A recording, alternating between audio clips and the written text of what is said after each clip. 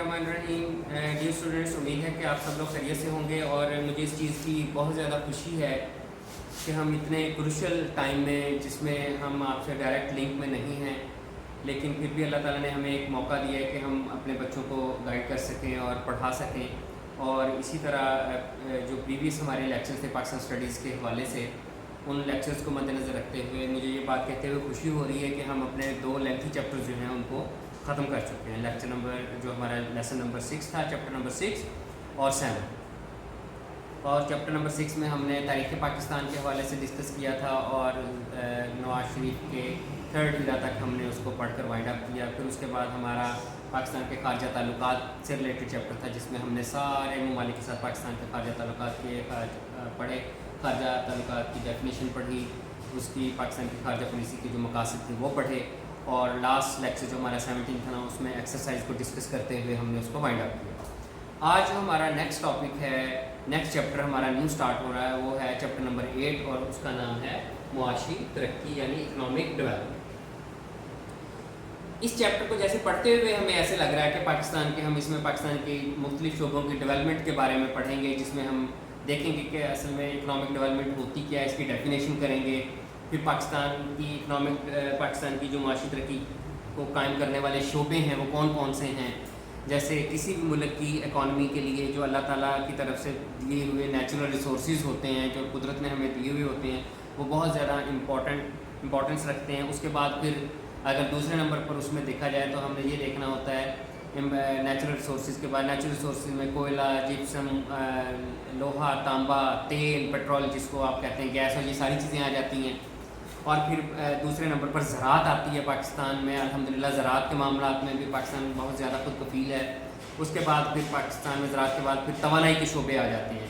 तो ये 4-5 चीज़ें, तवानाई, फिर उसके बाद बहुत सारी और छोटे छोटे शोबे भी आ जाते हैं। लेकिन मेन अगर किसी मुल्क की डेवलपमेंट को आपने जज करना हो कि ये किस लेवल पर है डेवलपमेंट के पॉइंट ऑफ व्यू से, तो आप उसके नेचुरल रिसोर्सेज को देखते हैं, उसकी एग्रीकल्चर को देखते हैं और उसके पावर रिसोर्सेज को देखते हैं। तो इस चैप्टर के अंदर मैं जो हम रीडिंग भी करेंगे, शॉर्ट क्वेश्चंस भी देखेंगे, लॉन्ग क्वेश्चंस भी देखेंगे, और इन तमाम चीज़ों को देखेंगे कि हमारे मुल्क के अंदर जो मादनियात हैं, मिनरल्स हैं, उनकी क्या सूरत हाल है, हमारी ज़राअत की क्या सूरत हाल है, ज़राअत का निज़ाम हमारा कैसा है, ज़राअत के अंदर जो और सब सेक्शंस आ जाते हैं ज़राअत के, जैसे माहीगीरी है, पोल्ट्री फार्मिंग है, और जो जानवरों को पालना वगैरह, ये चीज़ें आ जाती हैं। ठीक है। उसके बाद जो पाकिस्तान की सनतें हैं, घरेलू सनतें कौन सी होती हैं और बड़ी सनतें कौन सी होती हैं, मशीनरी, साजी और ये कालीन बाफ़ी, ये किन कैटेगरीज में हम डिवाइड करते हैं। उसके बाद तवानाई के वसाइल के बारे में हम पढ़ेंगे, पाकिस्तान की बंदरगाह और उनकी अहमियत के बारे में पढ़ेंगे, और पाकिस्तान की जो ड्राई पोर्ट्स होती हैं, खुश्क होदियाँ जिनको उर्दू में कहते हैं, वो क्या चीज़ें होती हैं। हम ये सारी चीज़ें स्टेप बाय स्टेप इसमें डिस्कस करेंगे। तो आज हम अपने चैप्टर का आगाज़ करते हुए सबसे पहले मुआशी तरक्की की तारीफ़ करेंगे, बुक के हिसाब से उसको पढ़ेंगे, बुक की डेफिनेशन हम पढ़ेंगे। उसके अलावा हम आगे देखेंगे कि पाकिस्तान में जब पाकिस्तान बना तो उस वक्त पाकिस्तान में जो इकनॉमिक डेवलपमेंट थी वो किस तरह हुई, तो उसको हम अशरा बाशरा यानी 10-10 साल के टेन्योर में हम जज करेंगे अब तक की डेवलपमेंट के हवाले से, कि किस अशरे में या किस टेन्योर में कितनी तरक्की हुई, क्या डेवलपमेंट हुई, कितना एग्रीकल्चर डेवलप हुआ, कितना हमारी मशीनरी और दूसरी जो इंडस्ट्रीज़ थी वो डेवलप हुई। ये सारी चीज़ें हम पढ़ते जाएंगे, और जिसमें जो शॉर्ट क्वेश्चन बनते होंगे उनको हम शॉर्ट क्वेश्चन के पॉइंट ऑफ व्यू से बनाते जाएंगे। तो सबसे पहले यहाँ पर मुआशी तरक्की की तारीफ़ आती है, जिसमें प्रोफेसर आर्थर लीव्स जो कि मईशतदान है, उन्होंने तारीफ़ की है। वो कहते हैं कि अशिया और खिदमात की पैदावार में, अशिया और खिदमात की पैदावार में जब इजाफा होता है तो वो मुआशी तरक्की कहलाता है। अशिया और खिदमात की पैदावार में इजाफे का नाम मुआशी तरक्की है। ठीक है। मुआशी तरक्की के नतीजे में जब मुआशी तरक्की होती है यानी इकनॉमिक डेवलपमेंट जब होती है, तो उसमें बेहतर ज़िंदगी गुजारने के लिए मईशत में बुनियादी तब्दीलियाँ लाई जाती हैं, लोगों का मेयार ज़िंदगी ताकि बेहतर हो। मुख्तसर किसी पसमानदा मीशत का, तरक्की याफ्ता मीशत की तरफ गामजन होना मुआशी तरक्की कहलाता है। इसकी छोटी सी एग्जांपल हम ये ले लें कि अगर घर में एक फादर हैं, वो कमाते हैं, और घर में खाने वाले हम 3 भाई हैं या 2 बहनें हैं या 5 बहन भाई हैं हम, तो डेफिनेटली जो वो कमा कर लाते होंगे वो एक इकनॉमिक प्रेशर में हमारी कफालत कर रहे होंगे। रिसोर्सेज को देखते हुए वो अपना बजट बनाते होंगे, घर में ये चीज़ इस तरह होनी है, हमारी फ़ीसें देनी है, हमारे कपड़े और जूतों के अखराजात हैं, और बिल बिजली वगैरह, ये सारी चीज़ें। तो हम देखते हैं कि अक्सर जब एक फ़र्द कमाने वाला और खाने वाले ज़्यादा हों तो जो घर के जो इकनॉमिक कंडीशंस होती है वो इतनी अच्छी नहीं होती। لیکن جب وہی بچے جب بڑے ہو جاتے ہیں اور بڑے ہو کر کسی اچھے شعبہ جات میں جابس کے لیے چلے جاتے ہیں تو گھر میں انکم دیکھیں کہاں ایک کمانے والا تھا کہاں وہ چاروں پانچوں مل کر اب کما رہے ہیں، تو وہ انکم بہتر ہو جاتی ہے. اسی چیز کا نام اکنامک ڈیولپمنٹ ہے. یہ گھریلو سطح پر ہوگی. جب ہم ملکی سطح پر اکنامک ڈیولپمنٹ لیتے ہیں تو پھر ایک براڈ سینس میں ہم اس کو جج کرتے ہیں، اور براڈ سینس میں جب ہم جج کرتے ہیں تو پروفیسر آرتھر لیوس یہ کہتا ہے کہ پسماندہ معیشت کا ترقی یافتہ معیشت کی طرف گامزن ہونا. مجموعی طور پر لوگوں میں جب بہتری آتی ہے، ان کے رہن سہن کا سٹائل بدلتا ہے، ان کے کھانے پینے کا سٹائل بدلتا ہے، لائف سٹائل جب تبدیل ہوتا ہے تو یہی معاشی ترقی ہے. اب وہ آگے ہیڈنگ میں ہے پاکستان میں معاشی ترقی کا اشرا باشرا جائزہ لیں گے ہم. پہلا معاشی ترقی کا پہلا مرحلہ 1947 سے 1950 تک میں ڈیوائڈ کیا ہے رائٹر نے، اور اس میں ہم دیکھتے ہیں کہ ہمارے ملک میں کیا ترقی ہوئی زراعت کے محکمے میں اور باقی چیزوں میں. کیا میں پاکستان کے بعد پاکستان کے حصے میں آنے والی صنعتی یونٹ ملک کی ضروریات کو پورا کرنے کے قابل نہ تھے؟ ظاہر ہے جب پاکستان بنا تو اس وقت جو زیادہ تر یونٹس یہاں پر تقسیم کے وقت بھارت کے حصے میں چلے گئے تو پاکستان ان معاملات میں بہت زیادہ مشکلات کا سامنا کرنا پڑا. پاکستان کو لوگوں کا بڑا ذریعہ آمدن زراعت تھا. کیا میں پاکستان سے قبل تجارت اور صنعت زیادہ تر غیر مسلموں کے ہاتھوں میں تھی. تیسری میں ہند کی وجہ سے یہ لوگ بھارت چلے گئے جس سے ملکی تجارت اور صنعت کے میدان میں ایک خلا پیدا ہو گیا. ظاہر ہے وہ جو ہندو یہاں پر تجارت لین دین کرتے تھے ان کے پاس بیسک شعبہ جات بنیادی شعبہ جات پر وہ تھے، تو وہ جب ہندوستان چلے گئے تو ہمارے ہاں مسائل نے سر اٹھانا شروع کر دی. اس کو قبول کرنے کے لیے باہر سے ہجرت کر کے آنے والے مسلمان تاجروں کی اکثریت نے کراچی میں رہائش اختیار کی، جس سے کراچی ہماری تجارت اور صنعت کا مرکز بنا. ظاہر ہے وہ جو لوگ کراچی کیونکہ ایک بندرگاہ تھی وہاں سے سامان ساز و سامان لانا تجارت وغیرہ کرنا آسان تھا، تو اس وجہ سے لوگ وہاں پر آباد ہونا شروع ہو گئے. حکومت نے 1947 میں ایک صنعتی کانفرنس منعقد کی جس میں میسر خام مال یعنی پٹسن کپاس چمڑے وغیرہ سے متعلق صنعتی اداروں کے قیام کی سفارش کی کہ ظاہر ہے جو چیزیں پاکستان میں را مٹیریل یعنی خام مال کی صورت میں موجود تھیں انہی اداروں کو ہم نے آگے جو ہے ڈیولپ کرنا تھا تاکہ فیکٹریاں لگیں اور اس خام مال سے ہم جو مینوفیکچر کر سکیں چیزیں. ملک میں سرمایہ کاری کو فروغ دینے کے لیے یعنی ترقی دینے کے لیے انڈسٹریل بورڈ اور صنعتی مالیاتی کارپوریشن قائم کی گئی جس سے معاشی ترقی کا آغاز ہوا. یہ انڈرلائن کر لیں پوائنٹس دونوں. یہ 3 سالہ کارکردگی جو پاکستان کی تھی اس کے بارے میں ہم پڑھ رہے ہیں. آگے معاشی ترقی کا دور جو تقسیم ہو رہا ہے وہ 1950 سے 1960 کے درمیان ہے. اب یہاں اس 10 سالوں میں ہم دیکھتے ہیں کہ ہماری ڈیولپمنٹ کس لیول پر ہے. اکنامک ڈیولپمنٹ کے 10 سالہ 50 سے 60 تک کے دور. 1950 سے 1952 تک کوریا جنگ کے دوران حکومت پاکستان نے ایک آزاد اور نرم تجارتی پالیسی عمل کرتے ہوئے خوب زر مبادلہ کمایا. جنگ ختم ہونے کے بعد خام مال کی قیمتوں میں کمی ہوئی تو حکومت نے اشیاء صرف کی درآمد پر پابندیاں عائد کر دیں جس سے پاکستان کے صنعتی شعبے نے کافی ترقی کی.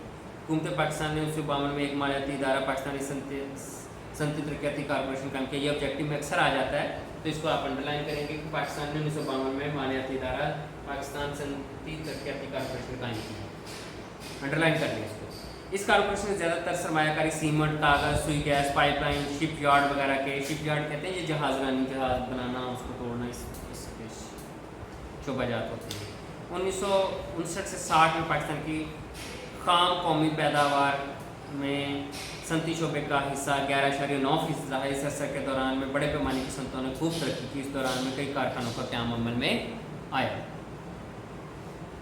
تو اس شعبے میں اس 10 سالوں میں ہم دیکھتے ہیں کہ پاکستان کی جو اکنامک ڈیولپمنٹ تھی وہ 11.9% پر رہی.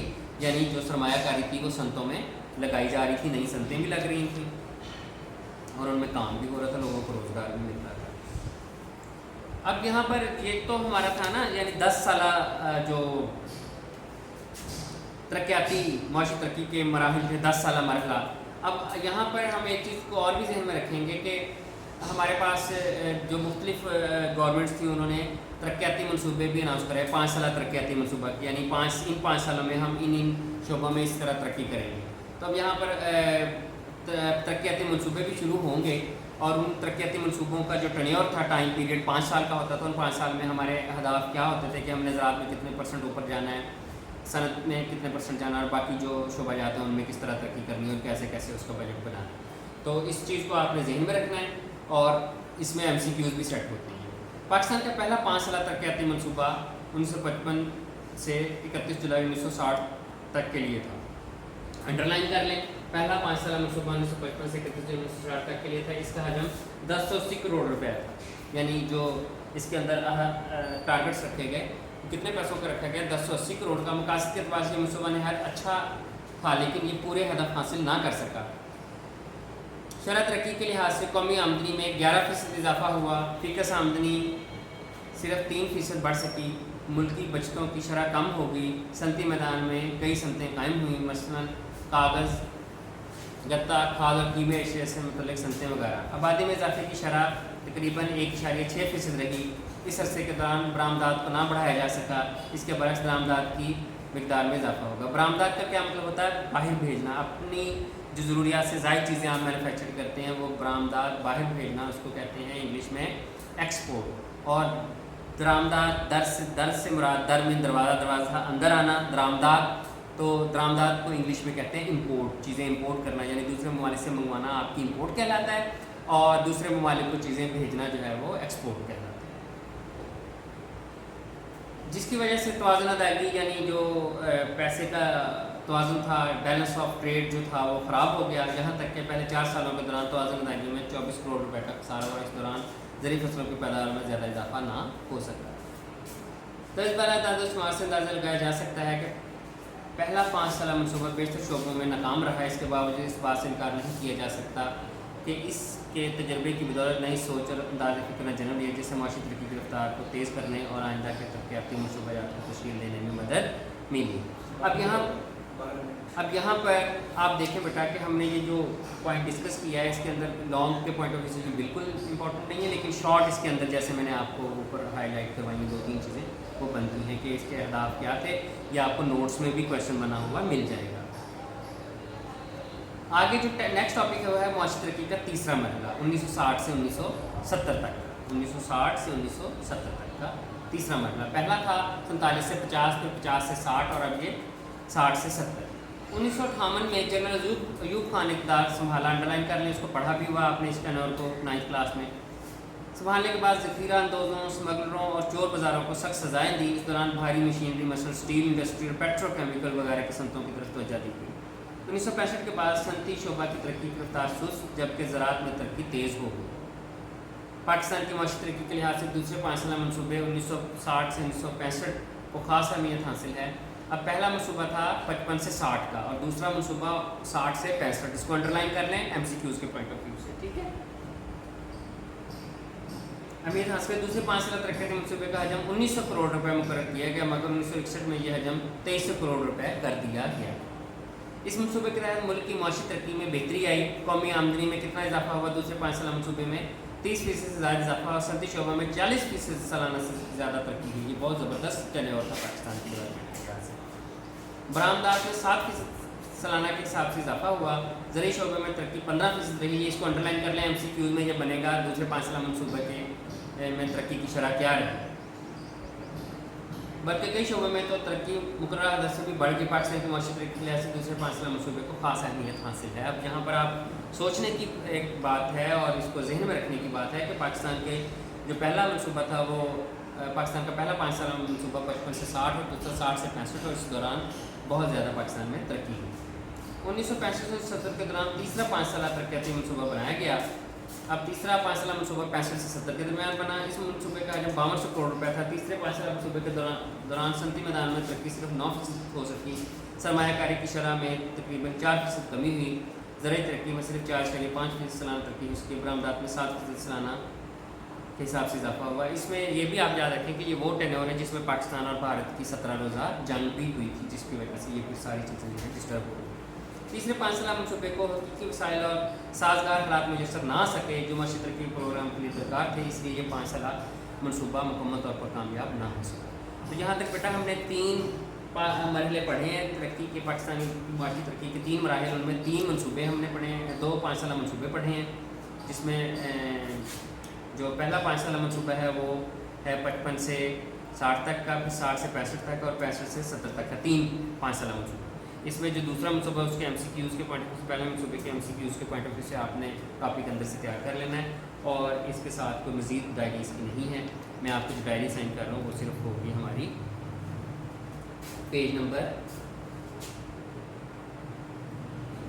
63 کے 63 اور 64 کے شارٹ کویشچن، جس میں معاشی ترقی والا شارٹ کویشچن، معاشی ترقی کی تعریف اور اس کے مراحل کے اندر سے جو میں نے نشان لگائے ہیں وہ آپ نے لرن کرنے ہیں. بہت بہت شکریہ.